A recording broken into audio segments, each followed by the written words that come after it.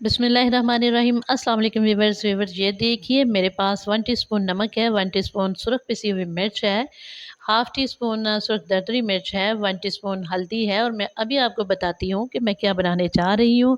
आप पूरी वीडियो देखिएगा, इसमें मैं 2 से 3 आपको टिप्स भी देने वाली हूँ, जो बहुत फ़ायदेमंद है। और 1 टीस्पून काली मिर्च, 1 टीस्पून गरम मसाला, 1.5 टेबल स्पून खुशक साबुत धनिया है। और धनिया, काली मिर्च और गरम मसाला इनको मैंने कूट लेना है। तो ये देखिए 1.5 कप मैदा है, मैदे को जो है ना मैंने थोड़ा-सा मिक्स किया है पानी के साथ और इसमें जाएगा घी।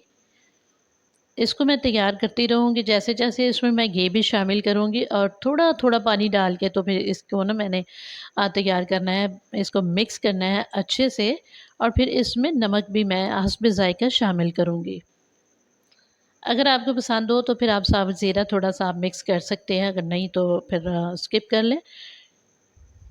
इस तरह घी शामिल करेंगे और थोड़ा-सा मैदा खुशक डाल के तो फिर ये बड़े अच्छे से मिक्स हो जाएगा इसके अंदर। तो बड़ी अच्छी तरह 2-3 मिनट लगातार इसको थोड़ा-सा नमक भी डाल दें हस्ब ज़ायक़ा और घी के 4 चम्मच 5 जो है ना 1.5 कप जो है मैदे में डालेंगे तो बड़े अच्छे से कचौरियाँ बनेंगी हमारी। और रेशमी कबाब भी मैं इनसे बनाने वाली हूँ और पराठा भी छोटा-सा इसी स्टफ़िंग के साथ बनाने वाली हूँ।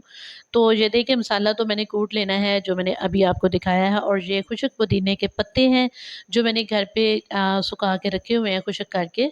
तो ये स्पाइसेस हैं और आधा किलो आलू थे। आलू इस तरह उबालने हैं कि ये बहुत ज़्यादा नरम नहीं होने चाहिए, बल्कि ये थोड़े-थोड़े सख्त हों।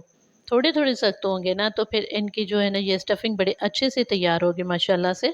तो ये देखिए सारे जो है स्पाइसेस वग़ैरह और पुदीने के पत्ते भी डाल दिए और ये जो मैंने मसाला जात दिखाए थे ना, पीसने वाले थे जो, उनको मैंने दरदरा कूट लिया है, वो भी मैंने इसमें शामिल कर दिया है।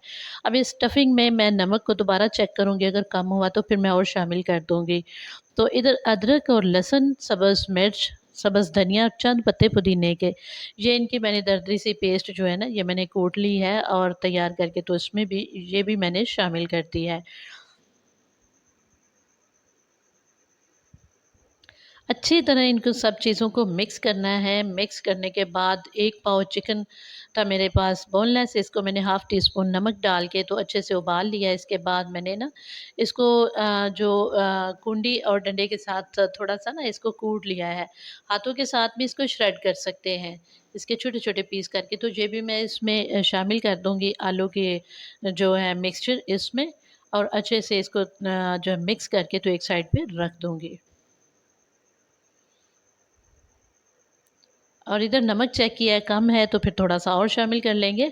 और अब मैं इसके ना मैं छोटे-छोटे जो है ना जिस तरह गोल-गोल से कोफ्ते बनाते हैं ना, इस तरह अपनी पसंद की शेप आप बना लें, साइज़ में तैयार कर लें जितने बड़ी आप बनाना चाहते हैं कचौरियाँ, इसके साथ मैं कचौरी बनाने वाली हूँ। और ये जो मैंने आपको टिकियाँ टिकिया बना के दिखाई है ना, ये मैं इसके रेशमी कबाब बनाने वाली हूँ, इसी स्टफिंग के साथ ही। तो इधर मैं आपको बताती चली जाऊँ कि इसमें आमचूर पाउडर या फिर चाट मसाला जो है ना 1 से 2 चम्मच ज़रूर जाएगा। आपको दिखाना मैं दिखा नहीं सकी तो आप ज़रूर इसमें शामिल कीजिएगा। और प्याज़ आप इस स्टफिंग में ना डालिएगा, पाउडर ही उसका यूज़ कीजिएगा प्याज़ का। जी, सारी तो टिकिया मैंने इस तरह हाथों से तैयार करके ना तो ये देखिए प्लेट में माशाल्लाह रख ली हैं। और अब मैं आपको इधर 1 से 2 टिप देने वाली हूँ कि टिप्स दूँगी कि किस तरह हम इनको तैयार करते हैं। ये देखिए ये जो मैंने ना छोटे-छोटे पेड़े से बना लिए हैं, हस्ब पसंद इनका साइज़ लेंगे और बनाने के बाद इधर देखिए कि जो हमारा दूसरा ये होममेड चकला है, अगर थोड़ा-सा ख़राब था तो मैंने वो यूज़ नहीं किया। और इसलिए मैंने ये एक परात ले लिया, इसको उल्टा रख के साफ़-सुथरा इसको धोने के बाद इसको उल्टा रखा है और इसके ऊपर थोड़ा-सा मैंने ना मैदा छिड़क दिया था और ये देखिए हाथों के साथ दबा के भी इसकी शेप बना सकते हैं। बेलने के साथ भी आप बेल के तो इसकी शेप बना सकते हैं और हाथ के साथ भी जिस तरह औरतें रोटियाँ बनाती हैं ना तो फिर थोड़ा-सा बेलती हैं, इस तरह आप बेल के बना सकते हैं। तो इस तरह ये देखिए ये जो मैंने छोटे-छोटे कोफ्ता नुमा जो बाल्स बना के रखी हुई थी ना स्टफिंग की, वो इस तरह इसके अंदर डाली है टिकिया के अंदर और इस तरह इसको बंद करना है। अभी मैं आपको एक और बना के दिखाती हूँ। जी, टिकिया को इस तरह हाथ पे रखना है, हथेली को थोड़ा-सा गहरा करना है और एक हाथ के अंगूठे से आपने जो स्टफिंग है, इसको आपने थोड़ा-थोड़ा दबाना है, दूसरे हाथ के साथ गोलाई के साथ आपने ये टिकिया जो है ना ऊपर लेते आना है। और इस तरह आप अगर इसके साथ जो ज़ायद हिस्सा बच जाए इसको उतारना चाहते हैं तो उतार सकते हैं। और अगर नहीं उतारना चाहते तो आप उसको अच्छी तरह उसको बंद करें, अच्छी तरह जो है ना इसका कोई इसमें ऐसा नहीं होना चाहिए कि ये जो है ना फ्राई करते वक़्त खुल जाए, बिल्कुल इसको एडजस्ट करना है इस तरह।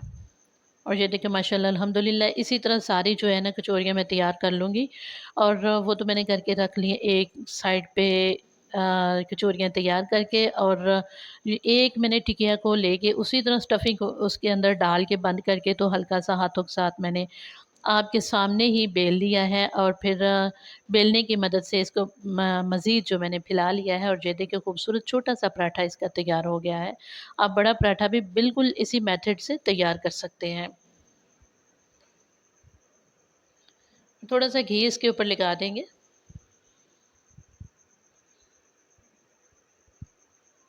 और अच्छी-सी गोल-सी इसकी शक्ल बना देंगे और कोशिश करेंगे कि ये जितना फैल सके ना ये उतना ही इसको फैला दें ताकि ये अच्छे से फ्राई हो जाए।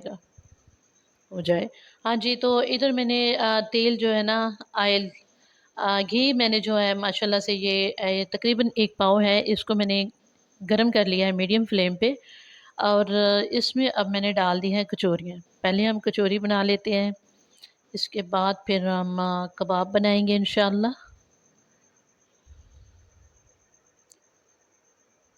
जी, तो 1 मिनट एक साइड पे रहने देना है और फिर इनकी साइड जो है ना वो चेंज करनी है और इसी तरह तसल्ली बख्श तरीके से इनको फ्राई करना है ताकि ये अच्छे से अंदर बाहर से फ्राई हो जाए और एक खूबसूरत सा कलर आ जाए और इनकी तसल्ली हो जाए कि आपने इनको अच्छे से फ्राई कर लिया है, तो फिर आप इनको जो है ना ये घी से निकाल दें।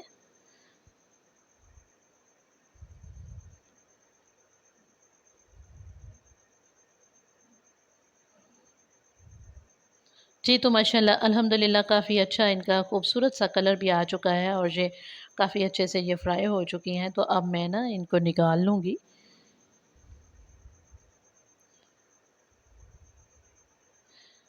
अब मैं इनको निकाल के तो प्लेट में रख रही हूँ और प्लेट में मैंने आप बटर पेपर रख दें या साफ़-सुथरा कोई पेज ले लें या फिर आप उसके अंदर टिश्यू पेपर रख दें और उसके ऊपर इनको रखें ताकि वो एक्स्ट्रा घी जो है ना वो जज़ब कर ले। इसके बाद फिर आप सर्विंग प्लेट में निकाल के रखें इनको। तो लीजिए ये छोटा-सा नन्हा-मुन्ना सा पराठा था ना जो मैंने आपको अभी दिखाया था कि इस तरह का पराठा भी बना सकते हैं इस स्टफिंग के साथ। तो इस तरह ये भी मैंने फ्राई कर लिया है माशाल्लाह अल्हम्दुलिल्लाह इसकी साइडें चेंज की और काफ़ी अच्छे से ये फ्राई हो चुका था। और इधर आगे हमारे रेशमी कबाब को किस तरह बनाना है कि आप मैदा लेके अच्छे से छान लें इसको और उसके अंदर रोल करके तो फिर अंडे में डिप करके ना तो फिर आप डाल दें घी में, गरम-गरम घी में और आप देख रहे हैं कि फ्लेम मैंने पहले से ज़रा ना लो कर दिया है, पहले मीडियम था अब मैंने लो कर दिया है। तो ये सिर्फ़ अंडे में डिप करके एक मैंने रखी है 1-2 और एक जो है ना मैंने कबाब रखा है मैदे में रोल करने के बाद अंडे में डिप करके, तो दोनों का रिज़ल्ट आपके सामने होगा। आप देखिएगा कि ये किस तरह दोनों तैयार होते हैं।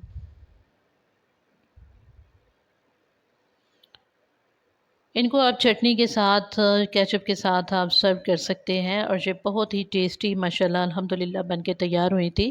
तो उम्मीद है आज की वीडियो आपको ज़रूर पसंद आएगी। अगर पसंद आए तो आप इसे लाइक शेयर ज़रूर कीजिएगा और अगर आप मेरे चैनल पर नए हैं तो सब्सक्राइब किए बगैर ना जाइएगा। तो आपकी इतनी सी जो होती है मेहरबानी इससे हमारी काफ़ी हौसला अफ़ज़ाई हो जाती है और माशाल्लाह अल्हम्दुलिल्लाह अल्हम्दुलिल्लाह काफ़ी अच्छे से जो तमाम मैंने कबाब तैयार कर लिए हैं और ये जो अंडा बाकी बच चुका था ना, इसकी पेस्ट वो भी मैंने इसमें डाल के घी में तो फ्राई कर लिया है।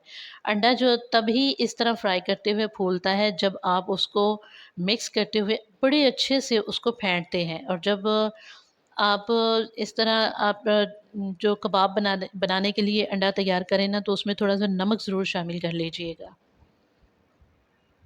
جی ماشاءاللہ، الحمدللہ الحمدللہ، کتنی خوبصورت جو ہے یہ اسٹفنگ ایڈجسٹ ہے اس کے اندر، اور یہ ہمارے ننھے منھے سے پیارے سے، یہ دیکھیں ماشاءاللہ یہ ہمارے کباب تیار ہیں۔ ان کو ریشمی کباب کہا جاتا ہے۔ ریشمی کباب کا جو میتھڈ ہوتا ہے، طریقہ ہوتا ہے، بالکل اسی طرح کا ہوتا ہے۔